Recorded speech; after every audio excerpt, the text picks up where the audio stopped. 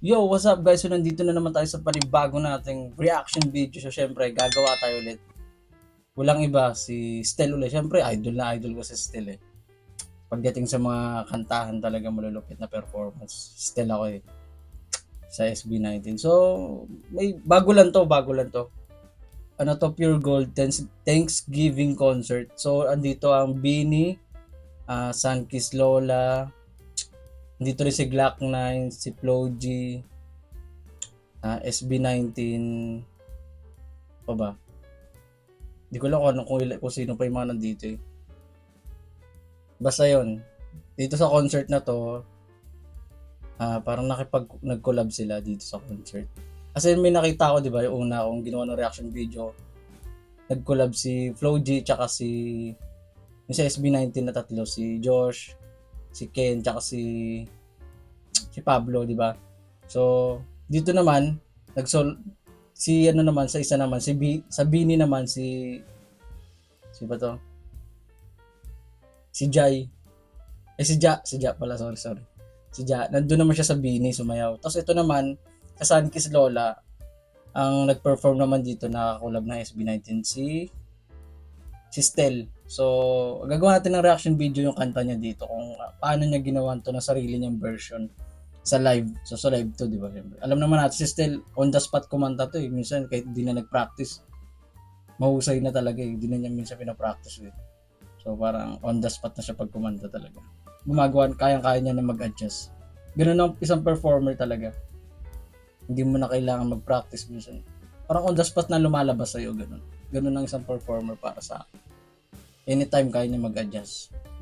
Ganun ang isang mahusay na performer. So ano pang inaantay natin, no? Gawa na natin to ng reaction video in 3, 2, 1.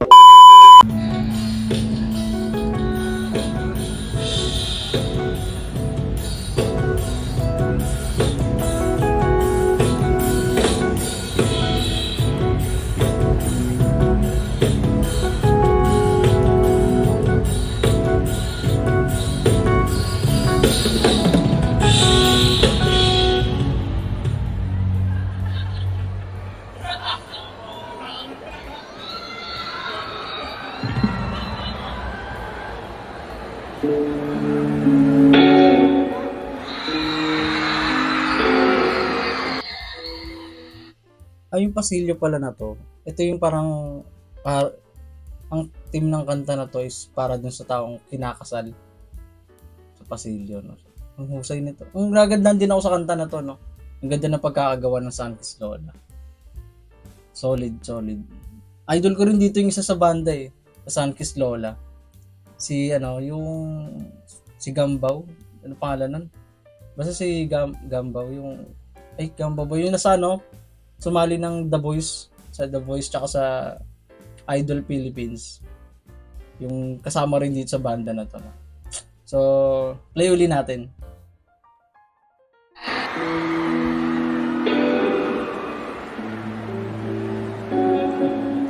Ipinagpanata sa ngalan ng Ama, apelido mo't ang akin magigisa. Mahaba man biyahe, nahanap din kita. Paboritong panalangin ko. Bagong version to ng Sunkiss Lola. Pero ang ganda ng boses ng na to, yung kumakanta na to, lalaki na to. Nagaganda na ako sa boses niya dito. Ang ganda. Suabe, lamig. Solid. Siguro pag mahinara na tong babae, kikiligin eh. Iba rin yung sulatan nito pag mag-compose ng kanta, mahusay din. Tsaka magaling sila pag gumawa ng music instrumental nila, mahusay din. Nice. Malupit yung genre. Sana ganito yung mga vibes. So yung mga ganitong vibes na kanta nila, Sunkiss Lola. So play uli natin. Bye.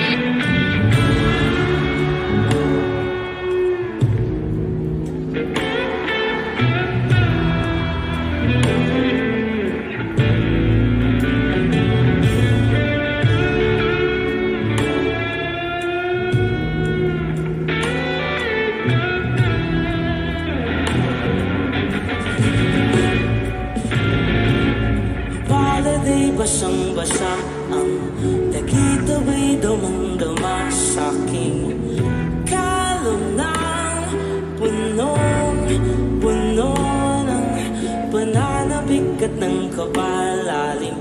Sa'king bawat paghinga nakatitig lang sa iyo.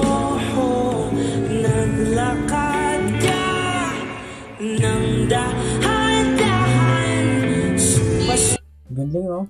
May pagka-husky yung voice nung yung vocalist ng Sunkiss Lola.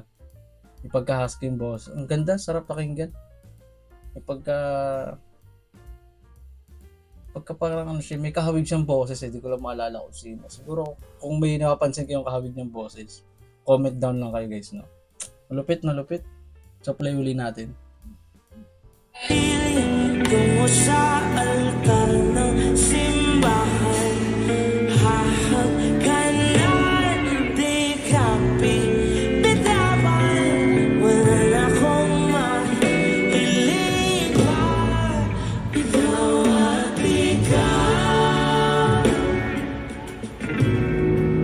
ikaw at ikaw,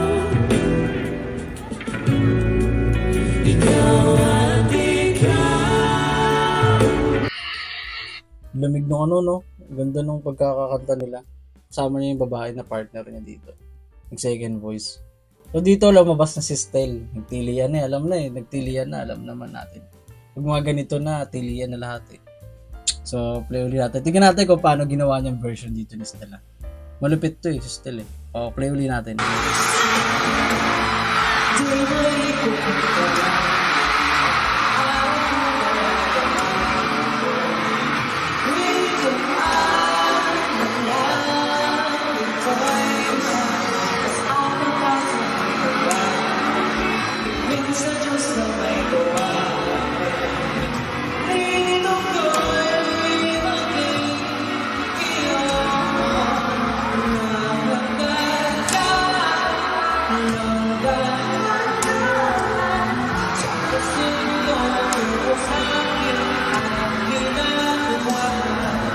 Ang ganda ng pagkakapalseto niya dun. At dahan-dahan. Wow, nagpa-practice na, umakanta na rin. Sa pasilyo tungo sa altar ng simbahan. Napakanta tayo. Sige, play ulit natin.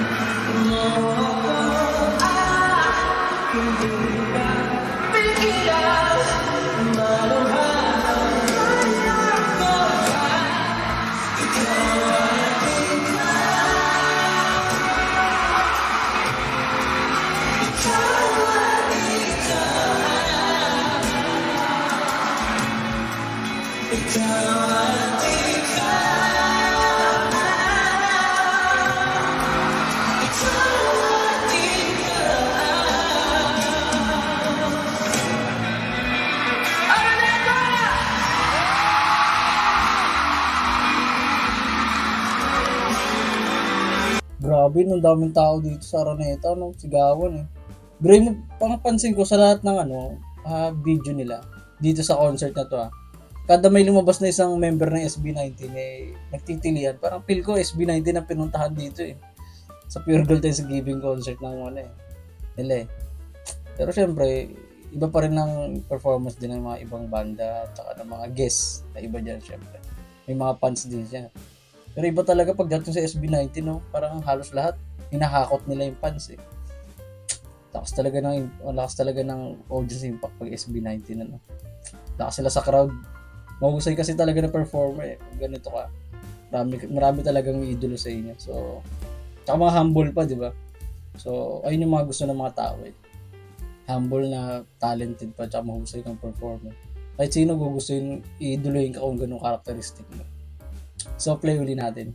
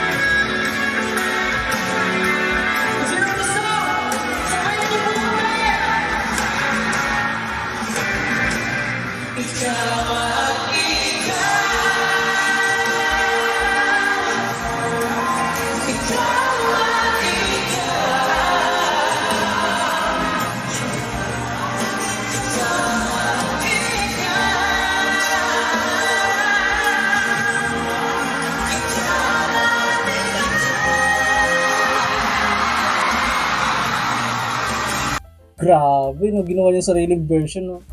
Taas nun. Shit. Napakahusay, napakalapit. Ginawa na sariling version, no. Biniritan, no. Simple lang yung kanta na yun, pero ba't binirit mo, no? Grabe ka, no. Ayaw mo ata pakantayin sa amin yun, eh. Sabi mo, sumabay kami lahat. Sumabay kami sa pagkanta mo, pero binirit mo, eh. Ano naman yung mga hindi kaya bumirit ng gano'ng kataas? Diba? So, play uli natin.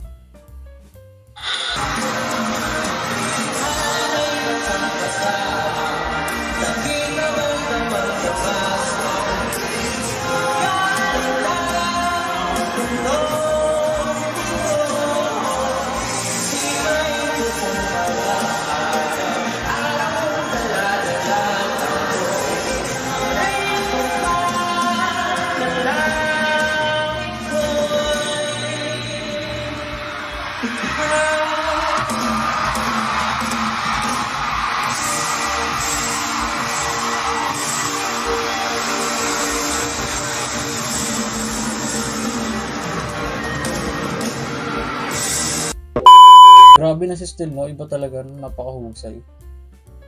Hindi mo akalain na halimaw, no? Pagdating sa performance, no? Kumbaga pag sa normal na, kunyari, normal kang kaibigan nito pagkasama mo si Stel. Para siyang maamong pusa, no? Pero pagdating sa entablado, nagiging leon, no? Nagiging tigre, parang ganun, tigre or leon. Iba talaga. Marami pa tong ilalabas na kanta panigurado. Si Stel, saka yung mga member niya sa SB19. Marami pa tong kanta. Kasi mahusay talaga sila, hindi titigil at titigil. Siguro titigilan sila kapag ano na. Depende kung magre-retire na sila o ipapamana na nila yung kakayahan nila sa mga susunod na henerasyon na hahawakan nila. So, syempre may ano sila eh. May company na sila. So syempre, doon na nila ipapasa yung talent nila. Kumbaga, nagawa na nila lahat. Pag tingin nila successful na sila, nagawa na nila yung lahat ng gusto nila. Siyempre, ipapasa na nila sa next generation yan. Ang napakahusay talaga. Wala akong masabi. So, thank you sa lahat ng mga nanonood. So, syempre, huwag nyo kakalimutan ulit. I-click yung subscribe button and click the bell para lagi kayong updated sa lahat ng mga bago kong upload na video. So, maraming salamat guys sa pagsuporta. Sana huwag kayong magsawa sa akin. Hanggang dito na lang. Hanggang susunod ulit nating reaction video. Thank you guys.